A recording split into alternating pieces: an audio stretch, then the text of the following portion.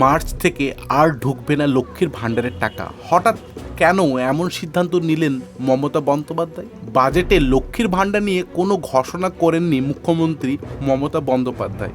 অনেকেই ভেবেছিলেন যে এই প্রকল্পে বেশ কিছু টাকা বাড়াতে পারে রাজ্য সরকার, তবে টাকা বাড়িয়ে দেওয়া কথা তো দূরে থাক, এবার বন্ধ হয়ে যেতে পারে এই প্রকল্প। আর টাকা মিলবে না এই প্রকল্পে, এমনই কানাঘুষো শোনা গেল চারিদিক। রাজ্যে নাকি কোষাগার একেবারে শূন্য, তাই এবার এই টাকা আর দিতে পারবে না রাজ্য সরকার।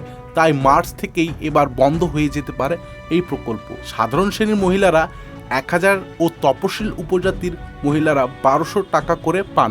সেই টাকা 1500 হয়ে যাওয়ার কথা ছিল, কিন্তু টাকা তো বাড়লই না, উল্টে টাকা বন্ধ হয়ে যাওয়ার কথা আসছে।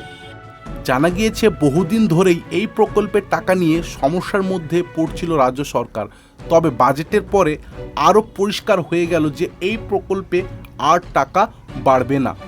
অন্যদিকে বিধানসভায় জিতলেই লক্ষ্মীর ভাণ্ডারের টাকা থেকে 1500 করে দেবে বলেছে বিজেপি সরকার। তাই এবার মার্চ থেকে আর অ্যাকাউন্টে ঢুকবে না লক্ষ্মীর ভাণ্ডারের টাকা, এমনই দাবি করেছে বিরোধী মহল। তো এই লক্ষ্মী ভাণ্ডারের টাকা না ঢুকলে আপনাদের কি হতে পারে অবশ্যই কমেন্ট বক্সে জানাবেন।